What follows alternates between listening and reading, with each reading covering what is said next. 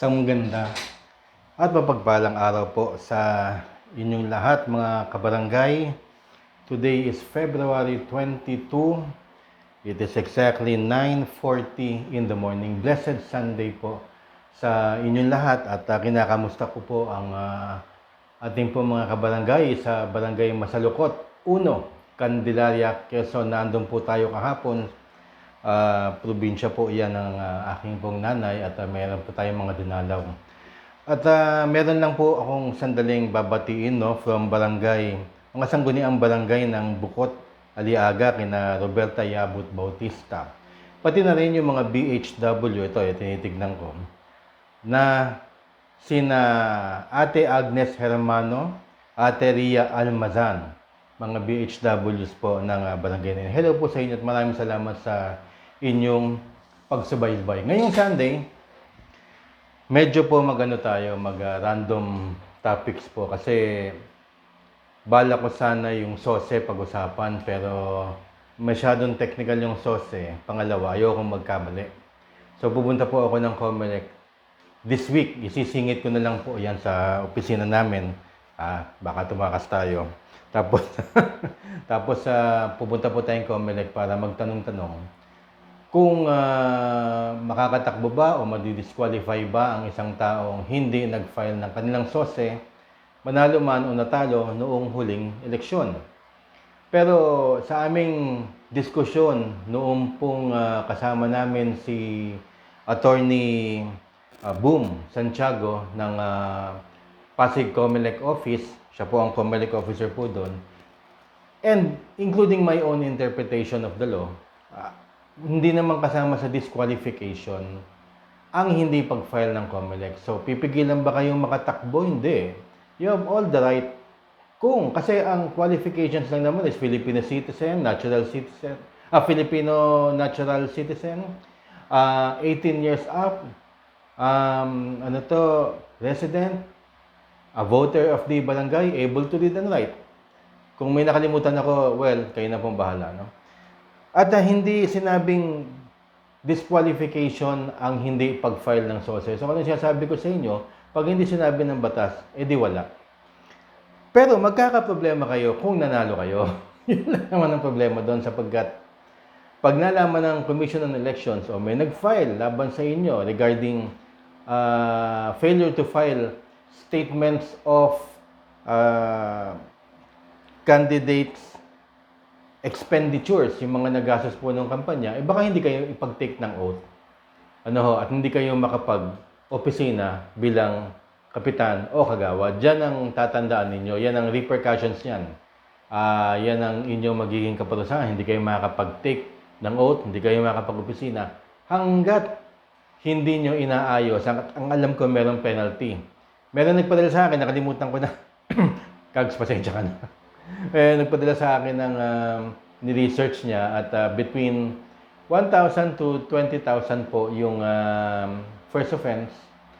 Between 2,000 to 30,000 daw ang second offense. Yung, di ba, ang layo ng disparity, no? 1,000 to 20,000. Well, depende yan kung magkano nagastos ninyo. Kasi may certain percentage. Halimbawa, dineclare mo gumastos ka ng 27,000. Meron silang porsyento na dinidivide para for them to come up with the penalty na babayaran ninyo. Yun po ang alamin ko sa Commission on Elections, no? Pero hindi ko alam kung any day this week, ihahanap ko na lang po siya ng oras. So, halimbawa, ang disqualification lang naman, halimbawa, hindi kasama ang SOSE o non-filing of SOSE, no? Disqualification yan, well, dual citizen, disqualified ka. Hindi ka natural born Filipino citizen o hindi ka Filipino citizen, disqualified ka. Not yet of age, below 18, hindi ka pwede tumakbong kagawad o kapitan sa BSKE, di ba? At mentally retarded o mentally ill. Pwede, of course, yung qualifications niya, able to read and write lang. Pero pagka you are mentally ill or mentally retarded or incapacitated in any shape or form, hindi ka pwedeng patakbuhin. Pero meron bang age limit? Wala pong age limit ang pagiging o ang magsilbi. Kahit 82 years old ka na, pwede kang tumakbong kapitan o wala hong age limit. Marami ho kasi nagtatanong niya kung yung mga seniors pwede daw po. Yes, dapat nga. Dapat nga mag-participate kayo mga seniors. Hindi ho ba? Dahil marami na kayong experience, marami na kayong nalaman, marami na kayong pinagdaanan, and kung wala na kayong masyadong ginagawa sa buhay, ito na ang pagkakataon na meron kayong oras para ibalik ang inyong mga blessing sa society, sa inyong barangay. Ibalik ang inyong knowledge, ang inyong mga natutunan sa inyong mga kapitbahay. Yun po ang pagsisilbi. Mas maganda nga po na mga seniors ay magtakbuhan po kayo. Ano ho? And of course, madi-disqualify ka pag meron kang final conviction o kaya final judgment on a crime involving moral turpitude. Yung crime na yun, yung krimen na yun, kahindik-hindik against moral turpitude na talagang bilang isang tao hindi mo maaatim na nagawa ng tao na yun. Kaya marami ho yan, mga pagnanakaw, pumapatay ng tao, marami ho yan. Pero pagka you are found guilty by final judgment, meaning sa Supreme Court, hindi lang sa korte sa regular courts of law, hindi lang din sa appeals. Pero pag umabot ng Supreme Court, lalo na Sandigan Bayan, diretso ng Supreme Court yan, at doon ka na-convict sa Supreme Court, hindi ka na pwedeng tumakbo. Disqualified ka. Especially kung crimes against moral turpitude ang iyong hindi ka na talaga patatakbuhin. Ever. Okay. So, mapunta tayo din sa sinasabi ng ARTA. Maingay na maingay yung ARTA na ngayon yan. Mas maingay pa sa DILG. Yung isang topic nila hindi ko gustong pag-usapan, tsaka ako pag-uusapan yan. Pero itong topic naman itong ARTA na to ngayon, bawal daw, makakasuhan daw yung mga nakasimangot at tsaka yung mga galit na mga kagawad at kapitan pagka lumalapit ang isang taong bayan. Ang isang constituent, ang isang humihingi ng tulong sa barangay. Pagka sinungitan mo or galit ka o ano man, yung hindi maganda yung approach mo sa tao na yun, maaari kang kasuhan. Alam nyo, hindi na kailangan sabihin ng ARTA yan kasi wala namang sa ating humaharap ng gano'n. Except, may mga exceptions mamaya isasabihin ko. Pero bilang isang public servant, we are under the Code of Ethics. Meron tayong Code of Ethics for public officers. Ayan yung mga, hindi ka dapat lasing na harap, umarap ka ng maayos.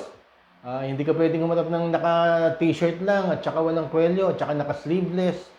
Hindi ka pwedeng umarap na, yun nga, lasing, nakainom, mainit ang ulo, mga ganon. Hindi ka pwedeng magbunganga, hindi ka pwedeng mayabang, marami yan sa Code of Ethics for public officers. Yan ay Republic Act.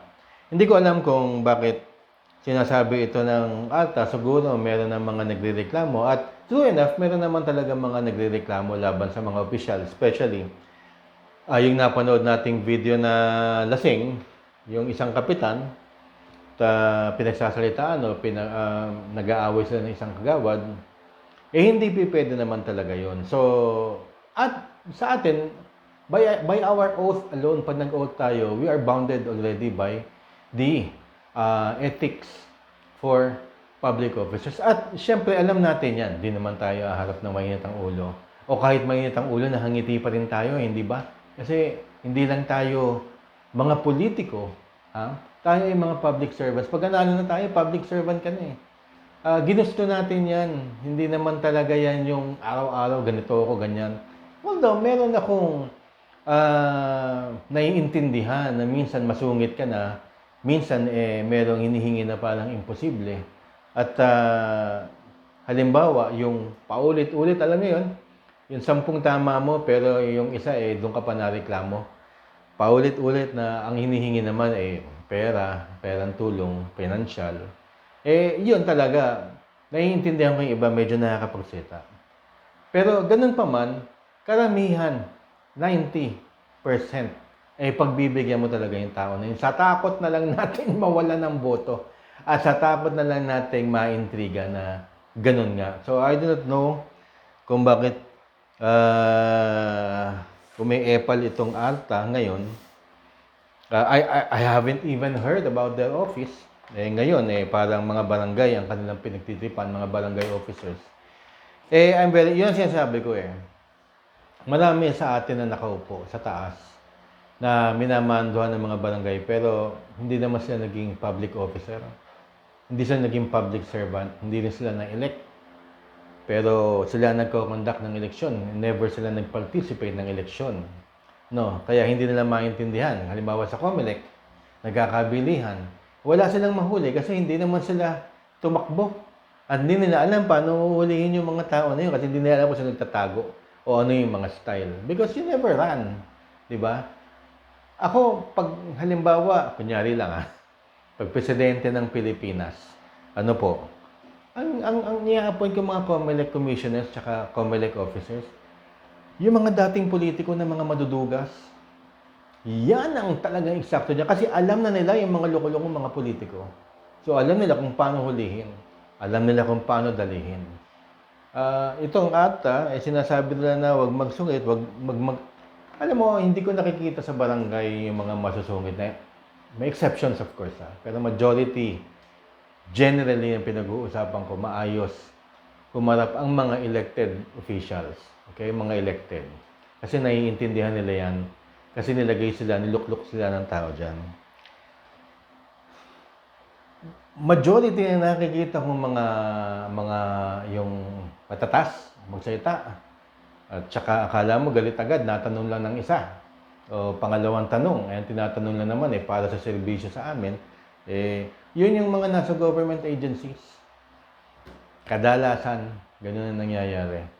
Pero hindi naman tayo nandito para magturuan o ano. Nagtataka lang ako yung ARTA masyadong pabebe ngayon, pabida yung ARTA at sasabihin kaya tuloy nagkakaroon ng imahe ang mga barangay officials na mga masusungit at mga bastos. Ay, hindi pa pwede elected.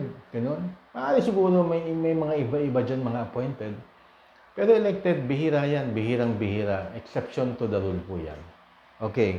So, tama naman yung pagkakasabi ko sa inyo ngayong taon, 2026, magpre-prepara na ang mga national candidates. Kita nyo naman ngayon, kagulong-kagulo na. So, yung presidential election, sabi ko nga sa inyo, 2 taon yan. So, ito na nga, nag-declare na nga yung isang kandidato o magiging kandidato, si Vice President Sara Duterte. Marami nagsasabi, strategy yan para nga naman doon sa impeachment niya, nalalapit na impeachment, para, yung sympathy ng mga tao, mapunta sa kanya, gagawin lahat ng paraan ng administration para siya hindi makatakbo. Alam nyo, tama naman lahat yun, yung mga ganun Pero, sinasabi ko naman noon pa, at yung recent vlogs ko, sana hindi na tayo magkaroon ng impeachment. Unang-una, wala naman napapakulong dyan. Wala rin naman silang nakakraft na batas. Anything that happens sa Congress at sa Senado is all for the crafting of laws. Para pagkatapos ng impeachment, magka-craft sila ng batas kung ano ba itong mga impeachment na to, mga ganun. Wala naman sila nagagawa Even yung mga investigations nila noon regarding weteng, regarding mga sugal, regarding mga kung ano-ano, yung mga kontrobersiya noong mga araw pa, wala naman lumabas na batas. Ayun lang naman ang purpose sa Congress, legislative purpose po yun. Kagaya po ninyo, sa committee ninyo, Committee on Peace and Order, magpapahearing kayo, public hearing, magtatanong kayo sa taong bayan para makapag-craft kayo ng batas. Wala naman So, sayang ang pera. Wala hong mangyayari dyan sa Kongreso at Senado. Second, sa tingin nyo ba kahit kalaban ni Vice President Sara Duterte, halimbawa, yung ibang mga senador, sa tingin nyo ba boboto yun na ma-impeach? O ma-find ng guilty si Vice President? Hindi, kasi takot din sila sa boto nila Mawawalan sila. Halimbawa, ako, kunyari, senador, meron akong Sara votes, meron akong Marcos votes, meron akong Isko votes, meron akong Pacman, kung saan-saan ang gagaling yan. And yung bull ko na yun, Duterte votes. Sa tingin mo, boboto yan we will impeach. Guilty. Vice President Sara Duterte is takot ang mga senador. Mawala ng boto. Kasi ililista yan kung sino ang nagsabi ng guilty and not guilty. Yung iba mag-a-abstain. Sigurado ako sa inyo, hindi boboto yung iba. Sa takot nilang mawalan ng boto. So, everything is politics. Well, hindi may impeach. Ilan yan? Tatagalan ng 1 taon ngayon. Sayang ang pera, taxpayers ng taong bayan. Wala rin naman mangyayari. Ito naman mga Pilipino, ang hilig panuorin yung mga ganun. Wala rin naman nangyayari kundi magbangayan. Di ba sana kung pinagbabangayan nila bakit hindi pa masa yung BHW law na dapat ibigay niya? Dapat pinagbabangayan. Bakit hindi mo sinama, Mr. President, ang Magna Carta for Barangays? Bakit hindi kasama sa LEDAC, priority measure? Sana yun ang mga pinagbabangayan. Bakit? Ang barangay, bakit ganito? Bakit? Para magkaroon ng legislative craft ng batas, makapag-craft sila ng new laws. Ito ba ngayon lang to? So, hindi rin naman may impeach.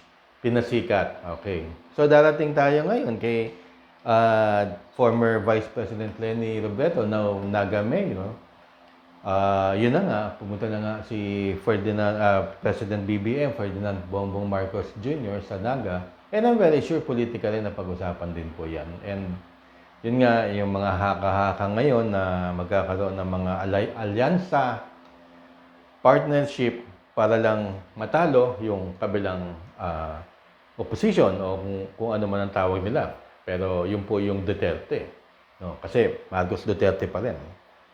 Well, sabi ko nga maraming pwedeng mangyari pero sana, wag na lang sanang ganun yung mga alyansa.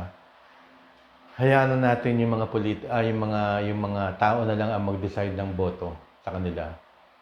Dahil hindi mo kinakailangan alyansa kung gusto ka ng taong bayan. Hindi mo kinakailangan ng alyansa dito.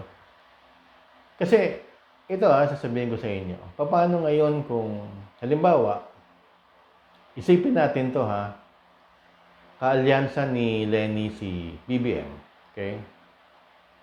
Anong unang-unang sasabihin ng taong bayan? Tatanungin sa debate. Kung ako nandun, tatanungin ko si Madam Leni na, may sinabi mo sinungaling yan, tsaka magnanakaw. Bakit mo kaalyansa ngayon? Sige nga, anong nakapagbago sa isip mo para maging alyansa mo siya? Ikaw mismo nagsabi, hindi kami. Ikaw mismo nagsabi, ganito siya, ganun. You have demeaned him in the past, pero right now, you are propping him up. Ganon din naman ang tanong mo, halimbawa kay Vice President Sara Duterte, halimbawa kung pinasok niya si, Amy Marcos, Senator, sorry. Si Senator Amy Marcos, di ba? Pareho Marcos, baka maglaban. Sinabi mo, Madam Vice President, galit ka sa pamilya na yan, patatapon mo nga yung labiin ng tatay nila sa West Philippine Sea. Kung yun ba yung pagkakaintindi ko. No? Basta, ganon ang wordings. So, bakit yan ngayon? Dahil kailangan nyo ng makinarya? Hindi nyo kailangan ng makinarya. Yan sinasabi ko sa mga political pundits o political scientists na nagmamarunong na isa pa rin naman sila. Hindi naman kayo natakbo eh. Ang gagaling nyo pag tuwing election, puro kayo theorists. You know? Hayaan mo lang para mabago ang bayan natin, hindi political establishment o makinarya o political parties ang magdidesisyon para sa susunod na presidente. Hayaan nyo sila maglaban. Tao ang masusunod.